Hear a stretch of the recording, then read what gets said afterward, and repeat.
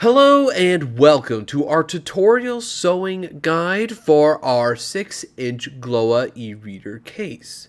In this guide, I'll walk you through the included stitching manual for both our stock case as well as for the Kobo Clara 2E case.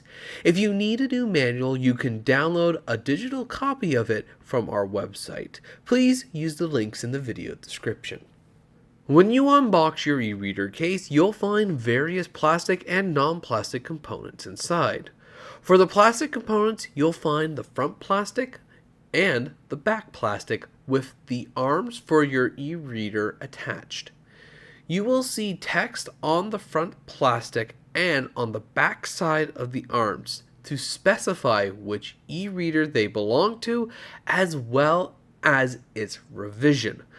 If an arm requires a specific orientation, you will also find designated L and R markings, which correspond to the L and R markings on the back plastic. For non-plastic components, you'll find the pre-cut materials for the cover, liner, or spine, and the latch in either leather or cloth. You'll also find screws, which are currently attached to the arms. Now, it is very important to keep the material's orientation in mind to ensure that your case has the right fit and feel. For leather, the smooth side will be at the front, which will be exposed, and the fluffy side is on the back, which will be inside the case. For the cloth, the colored side with the soft texture is the front, which is exposed, while the smooth, glossy side is the back, which will be inside the case. While on most of the colored cases, the material orientation might be obvious. However, we found that the black materials can be difficult to determine its correct orientation. For tools and parts, we included with our GLoA e-reader kits a small spool with more than enough thread to stitch the case, as well as 2 leather sewing needles. If you've lost or need replacements for any of the included components, we are selling them on our store at 16bitstore.com. Otherwise, the specs for our parts can be found in the manuals. Now, there are just a few extra tools you'll need before you can begin sewing, including a PH1 Phillips screwdriver to screw and unscrew the arms. You'll also need a lighter to finish the knot of the e-reader case, a pair of scissors to cut away any excess thread, and while it's not necessary, it's also good to have a sharp pointed instrument like this vinyl weeder tool or a pair of tweezers to help tighten loose thread, widen holes that may be too small, or to assist with unstitching the case if a mistake was made. Technically, you can use your sewing needles for this, but I found a vinyl weeder to be a lot more helpful when a mistake is made or to help undo an especially tight knot. Let's start by completely unspooling the thread and threading one of our needles. We won't be needing to thread our second needle until the end. We're going to start by sewing the back plastic to the cover. We're going to do that by aligning the back plastic with the holes in the cover as shown and finding the second hole from the top right and going through the back of the cover and through the back plastic. I would also recommend you sew through the top row as well, as it holds the thread a little bit more. For demonstration purposes, this guide will show the case being sewn on a table, but please do not use a table when you are stitching the case. Instead, we highly advise you to be sitting down with the edge that you are stitching facing you. This will help reduce knotting and tangling, as well as making simple mistakes more apparent before it's too late to fix. Next, you'll want to go and pull the thread through the holes until you only have a very small amount of it on the back, enough that you can grab it with 2 fingers. Since you are going to then pull the thread back through by the length of the back plastic 4 times. This will give you more than enough thread the stitch back on when we reach the end. Now we can finish our vertical hem stitch and complete our first hole. From the top side, loop back through the back plastic and the back cover, and do not go back through the top side row. From here, pull the thread all the way through and pull it a little bit tight. Then you're going to move one hole down to the left and stitch through all 3 layers again. The pre-cut stitch holes will be easy to feel out and shouldn't require significant force to go through. If you're feeling that you're putting a lot of force in, try using the vinyl weeding tool to make the hole a little bit bigger before trying again with the needles. From the top side row, go back through the back plastic and the cover to finish the hole. Afterwards, pull all the thread through. Please do not stitch more than 1 vertical hem stitch at a time, as it has a tendency to fetch. As well, you'll also most likely notice that the thread is going to be very easy to tangle when we start. So always be wary of knotting and take your time to undo the knots before you pull too hard and make the knots even tighter. Especially since if the knot is too big, it can widen or rip the holes. This is more likely to happen on the cloth than the leather. Now, if you have yourself a Kobo Clara 2E case, this is where we'll need to switch the stitching of our holes, as we're going to begin stitching the buttonhole. But if you have yourself a stock case, then please skip ahead until this time marker and continue repeating the same stitch as we've been using. Now let's stitch the buttonhole for the Kobo Clara 2E case. We'll start by stitching the 3rd hole by going through the cover and the back plastic like before, but instead of going through the top side row, we'll go down until the first hole in the circle that's in a channel. We'll then start the whip stitch by going up through the buttonhole and back through the back plastic and cover, 1 hole to the right. Continue this pattern until you've circled around the buttonhole and reach the first hole again, where you'd want to continue stitching but in the opposite direction. And remember to tighten your thread along the way. Once you are back, go through the buttonhole again, go up to the top row and finish the vertical hem stitch where we started earlier. Continue doing a vertical hem stitch until you've reached the second to last hole on the back plastic. Please remember to tighten the thread as you go along. While you can tighten the cloth more than the leather, please be aware to not tighten it too much, since you may accidentally rip the material and the process. While ripping 1 or 2 holes isn't the end of the world, it does make the stitching on the outside look a little uneven, and the ripped areas is more likely to fray if your case is cloth. From here, we'll need to align the liner or the spine to the case. We can do this by threading our needle through the cover and then through the back plastic, then through the top right corner of the spine or liner as shown, and finishing by going through the top row and completing our vertical hem stitch. The spine or liner will be loose until we reached a few holes in, and this is where we start our running stitch. You do this by going down 1 hole from our last stitch, stitching through the cover, back plastic, and then through the spine or liner.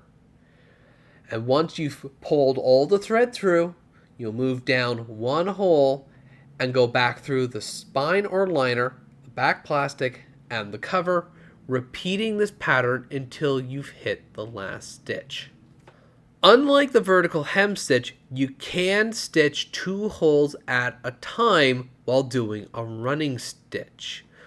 While you could technically do 3 holes, I found it to be a bit too tight and difficult to pull the thread all the way through, so please stick with 2 holes if you're doing running stitch.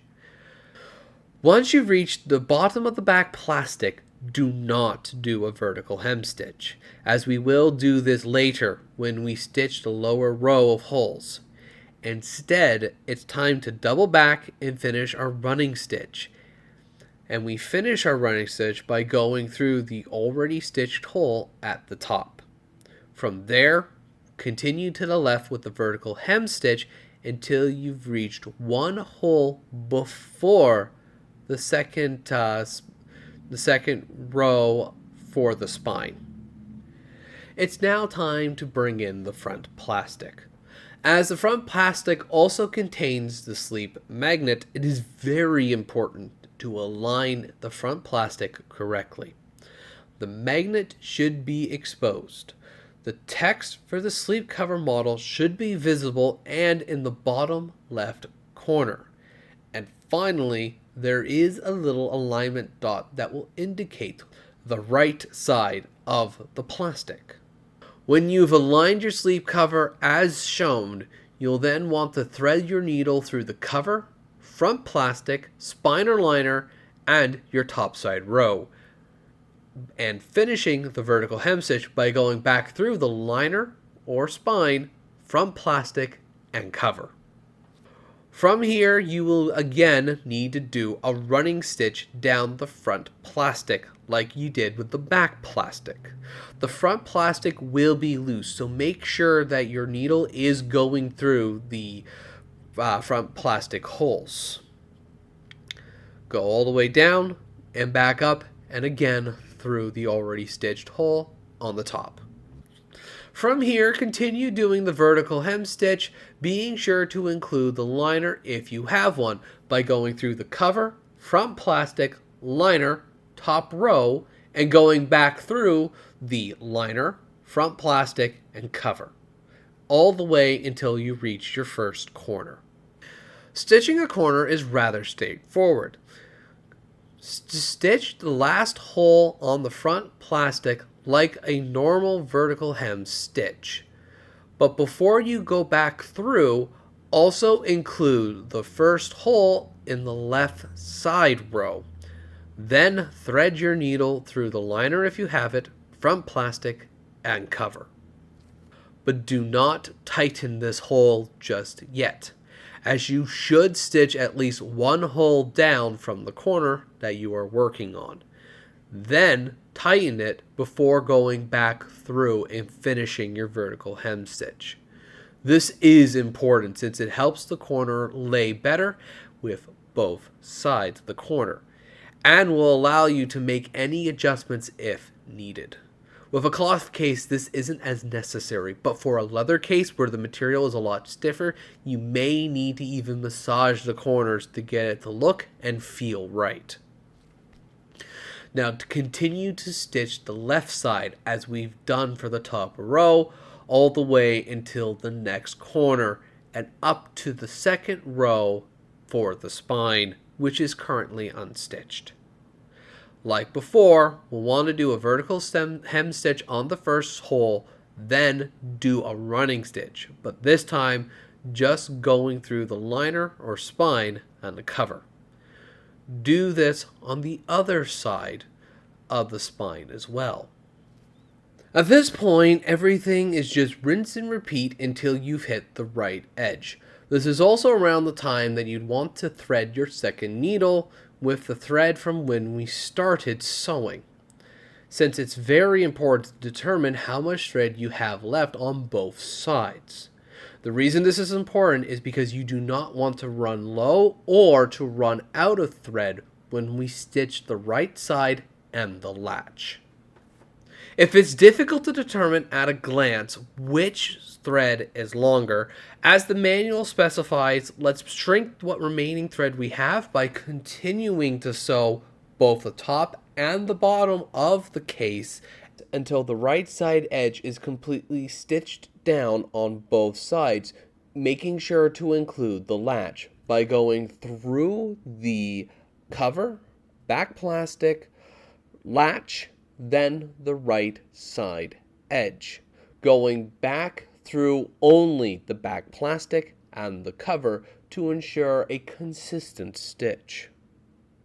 From here, we're going to pull, since the threads are close enough together, pull them as close as you can together to figure out which side is longer, since we are going to stitch the latch with the longer side. You do this by going through the cover, back plastic, the latch, and going back through the back plastic and the cover, going until one stitch before the shorter thread. If it's obvious which side of the thread is the longest, then there's no point in stopping 2 holes out. You can pretty much continue stitching both the latch until you've hit the opposite side of the latch. And if you skip ahead, you can also just stitch the latch as it is, waiting to see how much thread you have remaining once you bring the shorter thread down to its starting position. From here, we can start the saddle stitch for the latch.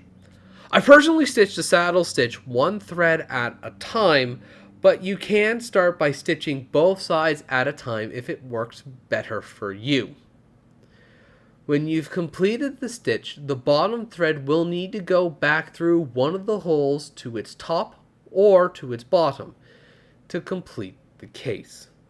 Please note that if you've miscalculated how much thread is needed on the latch, you can easily double back with the longer thread and make the knot wherever the shorter thread ran out. The included thread will be long enough to stitch this entire case with a lot of room to spare.